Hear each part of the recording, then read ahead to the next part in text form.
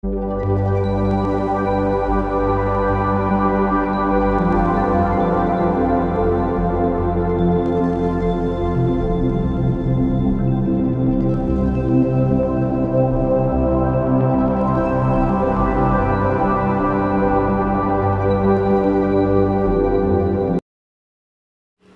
Everyone, welcome back to my channel. तो class 12th physics में आप सभी का स्वागत है। आजकल हम क्लास 12th फिजिक्स का चैप्टर नंबर 1 कर रहे हैं, जिसका नाम है वैद्युत आवेश तथा क्षेत्र, यानी इलेक्ट्रिक चार्ज एंड फील्ड। और आज हम अगला टॉपिक करेंगे। पीछे हमने जो भी लेक्चर्स बनाए हैं उन्हें आप पीछे हमारे इस चैनल के प्लेलिस्ट में जाकर देख सकते हैं। आज का हमारा जो टॉपिक है वो है सतत आवेश वितरण, जिसे हम कहते हैं कॉन्टिन्यूअस चार्ज डिस्ट्रीब्यूशन। इसके पहले अभी तक हम लोगों ने बिंदु आवेशों की बात की है, जहाँ पर कहीं एक चार्ज होता है तो उसके द्वारा लगने वाले बल को देखा हमने, साथ ही किसी एक आवेश के द्वारा उत्पन्न वैद्युत क्षेत्र को भी हमने देखा है। अब हम बात करेंगे सतत आवेश वितरण की, अर्थात जहाँ पर एक से अधिक आवेश हों वहाँ से किस तरह से वैद्युत क्षेत्र लगेगा या फिर वहाँ का घनत्व क्या होता है। तो सबसे पहले यहाँ पर बात करेंगे एक ऐसे पृष्ठ की जो रेखीय होगा, यानी रेखा के रूप में होगा, लाइन के रूप में। तो हमारा इसमें पहला टॉपिक है रेखीय आवेश वितरण। तो रेखीय आवेश वितरण क्या होगा, इसे देखेंगे। मान लेते हैं कि हमारे पास एक कोई रेखीय मतलब लंबी छड़ है जिस पर कुछ चार्ज हैं, ठीक है। मान लीजिए इस तरह से इस पर चार्ज एक समान रूप से क्या है, वितरित हैं, और इस आवेश की मात्रा जो है क्या है, Q है। साथ ही इस छड़ की लंबाई जो है मान लेते हैं L। तो रेखीय आवेश वितरण में क्या निकाला जाएगा, रेखीय आवेश घनत्व। क्या निकाला जाएगा, रेखीय आवेश घनत्व। अर्थात इस क्षण पर आवेशों का जो घनत्व है ये क्या होगा, इतना निकालना है हमें। तो यहाँ पर हम लिखेंगे रेखीय आवेश वितरण में रेखीय आवेश घनत्व,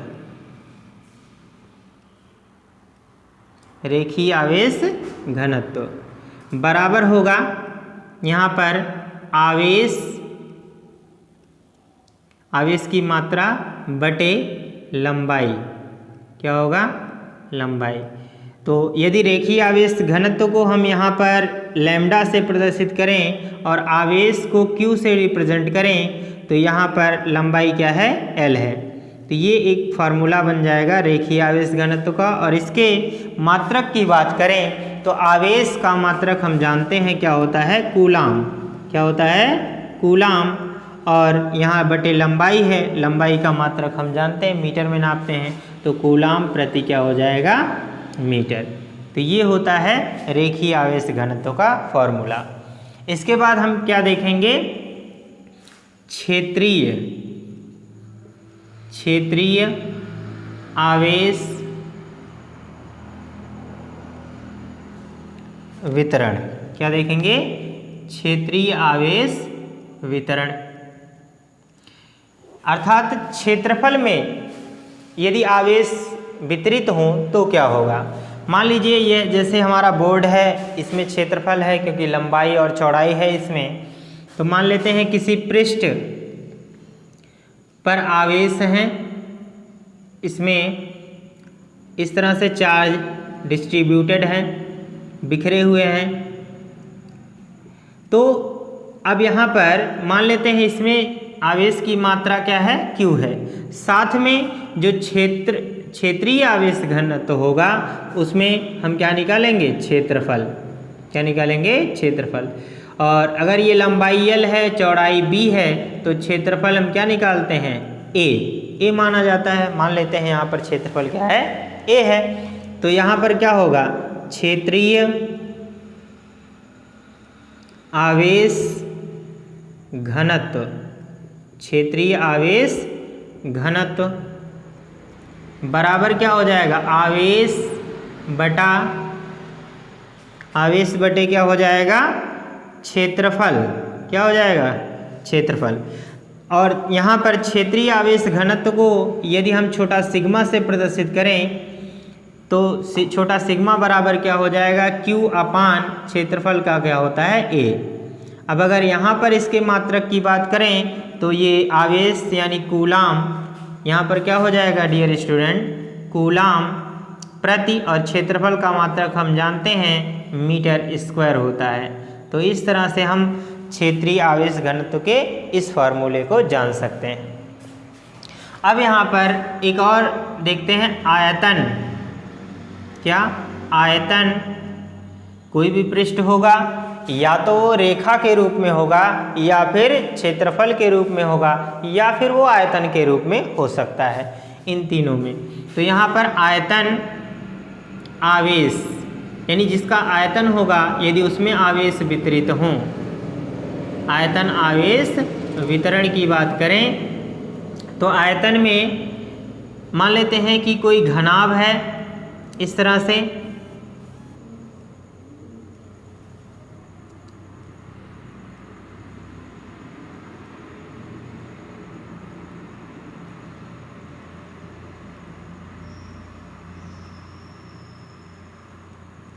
और इसमें आवेश वितरित हैं। मान लीजिए इस पिछले वाले पृष्ठ पर ये कुछ आवेश हैं, इस पर भी कुछ आवेश हैं, यहाँ पर भी, और इस पृष्ठ पर भी ऐसे आवेश बिखरे हुए हैं, इसके ऊपर सभी जगह पर। और यहाँ पर इसका आयतन हम मान लेते हैं क्या, आयतन को V से रिप्रेजेंट किया जाता है, और यहाँ पर आवेश की मात्रा यदि हम Q लें तो यहाँ पर क्या निकाला जाएगा अब की बार, आयतन आवेश घनत्व। क्या, आयतन आवेश घनत्व बराबर क्या हो जाएगा, आवेश बटा आयतन। ठीक है, आयतन यहाँ हो जाएगा। अब यदि आयतन आवेश घनत्व को हम रो से रिप्रेजेंट करें तो रो बराबर क्या हो जाएगा, Q अपान आयतन को V से, ये फार्मूला हो जाएगा। अब इसके मात्रक की बात करें तो ये हो जाएगा कूलाम प्रति, और आयतन का मात्रक हम जानते हैं मीटर क्यूब होता है। तो इस तरह से हम रेखीय आवेश वितरण, क्षेत्रीय आवेश वितरण और आयतन आवेश वितरण में इनके घनत्व के फार्मूले प्राप्त कर सकते हैं। डियर स्टूडेंट, ये सारे फार्मूले आगे के टॉपिक्स को समझने में बहुत ही मदद करेंगे, क्योंकि आगे हम कुछ और टॉपिक्स करेंगे जिसमें हम क्षेत्रीय आवेश वितरण के द्वारा यानी क्षेत्रफल के द्वारा किसी बिंदु पर वैद्युत क्षेत्र की गणना करेंगे। एक बात यहाँ समझ लेना ज़रूरी है कि इन सब का यूज जो होगा उसे समझने की ज़रूरत है, इसका उपयोग कहाँ पर होगा। इसके पहले हमने बिंदु आवेशों की बात की है, और बिंदु आवेशों के द्वारा वैद्युत क्षेत्र देखा है हमने। क्या, बिंदु आवेशों के द्वारा वैद्युत क्षेत्र हमने पढ़ा है। और अब हम पढ़ने वाले हैं किसी एक बिंदु आवेश के द्वारा नहीं, बल्कि एक से अधिक ढेर सारे आवेश यदि किसी पृष्ठ पर फैले हुए हों तो उसके द्वारा किसी बिंदु पर वैद्युत क्षेत्र की तीव्रता क्या होगी। तो ये सारी चीज़ें हमें गणना करनी है, और उसे जानने के लिए हमें इन सब फार्मूलों की आवश्यकता पड़ेगी। तो इसे आप अच्छे से लर्न कीजिए, और आप इसका एक स्क्रीनशॉट की लीजिए, फिर हम आगे अगला टॉपिक स्टार्ट करते हैं। अब हम बात करेंगे घन कोण की।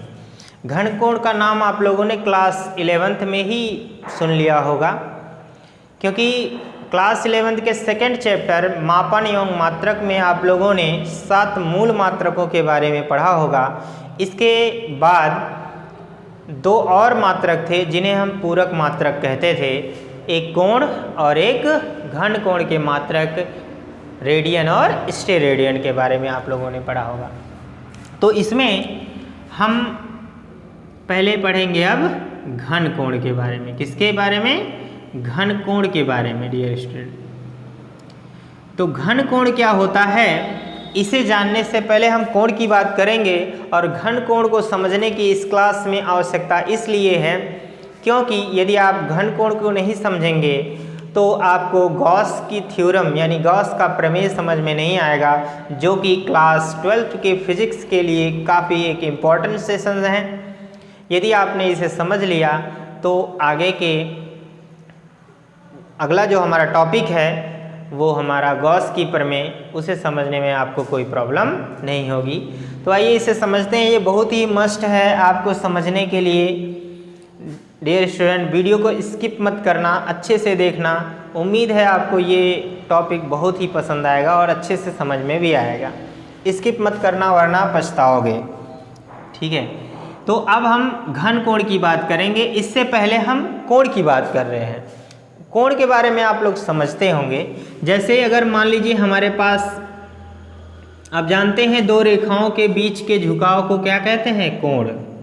यहाँ पर ये थीटा जैसे कोण बन गया, इसी के बारे में। तो इससे पहले हम यहाँ पर अगर एक सर्कल बनाएं, क्या बनाएं, सर्कल, और हम जानते हैं इसे क्या कहते हैं, वृत्त। वृत्त की अंग्रेजी क्या होती है, सर्कल। सर्कल क्या होता है, मान लीजिए एक कोई धागा है या कोई लोहे का तार है, उसे ऐसे मोड़ दिया जाए तो जो आकृति बनती है उसी को क्या कहते हैं, वृत्त कहते हैं। ठीक है, तो वृत्त में क्या होता है, एक केंद्र होता है। यदि हम वृत्त के केंद्र को वृत्त की इस परिधि के किन्हीं दो बिंदुओं से मिलाएं तो इसके बीच जो कोण बनता है, इसके बीच जो क्षेत्रफल बनेगा, ये झुकाव होगा, उसी को हम क्या कहते हैं, कोण। क्या कहते हैं डियर स्टूडेंट, कोण। ठीक है, और इस कोण को हम थीटा से रिप्रेजेंट करते हैं। सपोज ये बिंदु ए और बी है, तो यहाँ पर आपको पीछे भी बताया गया होगा कोण का फार्मूला। कोण बराबर आप जानते हैं होता है चाप बटे क्या होता है, त्रिज्या। चाप बटे क्या होता है, त्रिज्या। अब कोण को थीटा से रिप्रेजेंट करते हैं और यहाँ पर चाप क्या है, ए बी है। देखिए ए बी को हम एक लाइन से भी रिप्रेजेंट करते हैं। अगर ऐसा हो, कोई सीधी लाइन हो, तब भी हम ए बी ही लिखते हैं, परंतु यहाँ पर ये घुमावदार संरचना है, इसलिए इसे बताने के लिए कि यह ए बी चाप ही है, इसके ऊपर एक ऐसी कर्व लाइन खींच देते हैं और त्रिज्या मान लेते हैं। यहाँ से ये हमारा, मान लीजिए त्रिज्या आर है, तो यहाँ से हम आर को रिप्रेजेंट कर सकते हैं। तो ये तो हमारा हो जाएगा, कोण का फार्मूला। लेकिन इस छोटे से कोण की बात कर रहे हैं हम। अगर हम वृत्त के संपूर्ण कोण की बात कर लें तो क्या होगा, यहाँ पर वृत्त के केंद्र पर संपूर्ण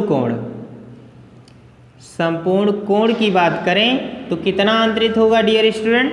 देखिए थीटा इज इक्वल टू हो जाएगा, ये जो चाप बनेगा ये पूरा चाप हो जाएगा, और पूरे चाप को हम क्या कहते हैं, परिधि कहते हैं। क्या कहते हैं बाबू, परिधि कहते हैं। ठीक है, तो यहाँ पर हम लिख लेंगे परिधि, और परिधि बटे क्या हो जाएगा, त्रिज्या। ठीक है, परिधि बटे क्या हो जाएगा, त्रिज्या। और अब इसके फार्मूले की बात करें तो थीटा इज इक्वल टू, परिधि का फार्मूला होता है 2 पाई आर, और अपान में त्रिज्या क्या हो जाएगा, आर से आर मर जाएगा, तो हमारा क्या बचेगा, 2 और पाई। क्या हो जाएगा, 2 पाई। तो इस तरह से वृत्त के लिए ऐसा होता है। तो अब कोण के बारे में तो समझ गए होंगे। अब इसी तरह से हम समझेंगे घन कोण को। क्या समझेंगे, घन कोण को। घन कोण क्या होता है, जैसे वृत्त में कोण बनता है उसी तरह से गोले में, गोला आप समझते होंगे, क्या, गोला। आप जानते हैं गोला किसे कहते हैं।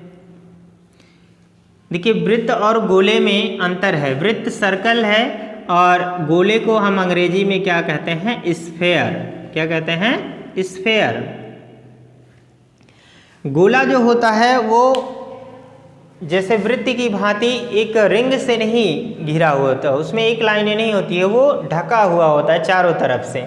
जैसे आपके घरों में बॉल होगी, फुटबॉल होगा, है ना, या कोई भी गेंद ले सकते हैं, या फिर कोई कंचा गोली ले सकते हैं, उसे हम क्या कहते हैं? गोला कहते हैं। ठीक है, तो ऐसी आकृति जहाँ पर चारों तरफ से वो घिरा रहेगा तो इसके बीच में भी क्या होगा?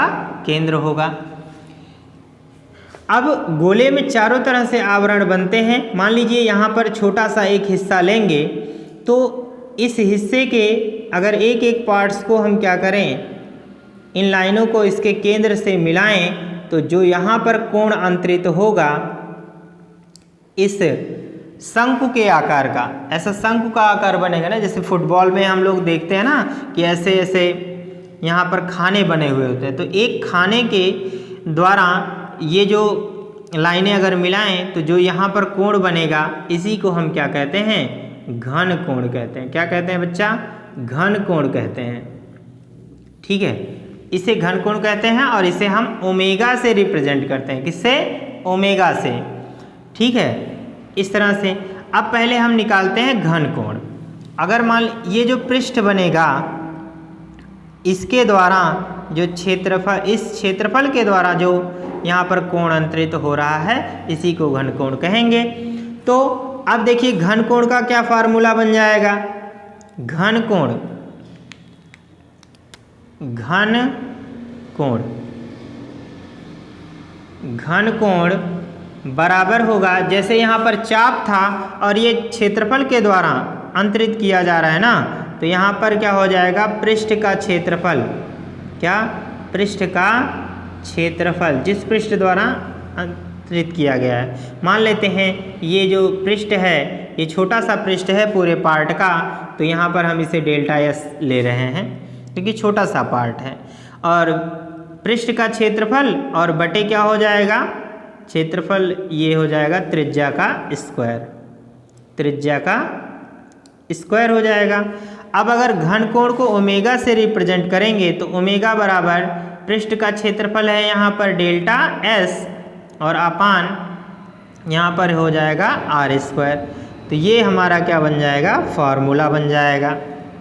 ठीक है, अब देखिए एक बात और यहाँ पर समझ लेना है, यहाँ पर ये छोटे से क्षेत्रफल के द्वारा जो कोण अंतरित हो रहा है तो कोण भी छोटा होगा, घन कोण, तो इसे हम डेल्टा ओमेगा लिखेंगे। ठीक है, यहाँ पर आप डेल्टा ओमेगा लिख लीजिएगा। ठीक है, अब अगर पूरे कोण की बात करेंगे तो क्या हो जाएगा?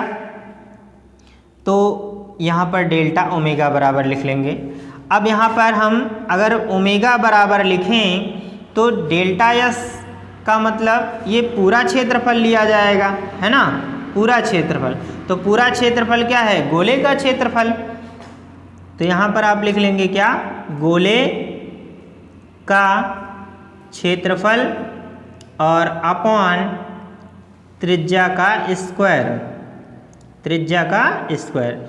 तो यहाँ पर देखिए गोले का क्षेत्रफल हम जानते हैं 4 पाई आर स्क्वायर होता है और अपॉन में यहाँ आर स्क्वायर होगा, आर स्क्वायर से आर स्क्वायर मर जाएगा, तो यहाँ पर क्या बन जाएगा? 4 पाई। तो पूरे गोले के कारण इस पर जो घन कोण अंतरित होगा वो क्या होगा? 4 पाई के बराबर होगा। इतना तो आप लोग समझ गए होंगे। अब यहाँ पर एक छोटी सी बात और समझेंगे। छोटे क्लासों में हम लोग यही मानते हैं कि जो क्षेत्रफल होता है वह एक अदिश राशि है, पर आप 12th क्लास में जब पहुँचेंगे 11th क्लास के बाद, 11th क्लास में भी आप लोगों ने पढ़ लिया होगा, तब आपको पता चल गया होगा कि जो क्षेत्रफल है वह एक सदिश राशि है। क्या है? सदिश राशि है। सदिश राशि का मतलब आप जानते होंगे जिसमें दिशा होती है, परिमाण के साथ साथ क्या हो? दिशा हो। तो आप सोच रहे होंगे कि क्षेत्रफल में दिशा कहाँ पर होती है, किस तरफ माना जाएगा। जैसे कि ये हमारा व्हाइट बोर्ड है, इस व्हाइट बोर्ड, ये व्हाइट बोर्ड जो है एक क्षेत्रफल है, इसका कुछ क्षेत्रफल है और इस क्षेत्रफल की जो दिशा होगी वो किस तरफ होगी। देखिए जिधर आप खड़े रहेंगे ठीक है, जिधर आप खड़े होकर किसी पृष्ठ को देख रहे हैं उसी तरफ बाहर की ओर इसका क्षेत्रफल की दिशा होगी। तो जैसे ये है इधर की तरफ, हम इधर से इस व्हाइट बोर्ड को देख रहे हैं, तो व्हाइट बोर्ड को जब देखेंगे तो इधर की तरफ इसका मतलब आगे की तरफ बाहर की ओर इसके क्षेत्रफल की दिशा हो जाएगी। अगर पीछे से देखेंगे तो इसके क्षेत्रफल की दिशा पीछे होगी। तब अगर यहाँ पर हम क्या करें, एक इस क्षेत्रफल की दिशा लेना चाहें, एक छोटा सा क्षेत्रफल लेना चाहें तो इसकी दिशा बाहर की ओर होगी। अब इसी बात को यहाँ पर समझते हैं थोड़ा सा और। मान लीजिए ये जो पृष्ठ का क्षेत्रफल है वो इस तरह से बना हुआ है, ठीक है।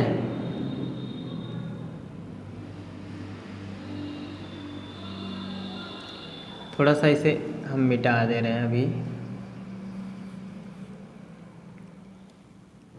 ये जो कोण अंतरित हुआ है इसे हम जानते हैं क्या है, डेल्टा ओमेगा है, ठीक है। डी ओमेगा कह सकते हैं चाहे डेल्टा ओमेगा।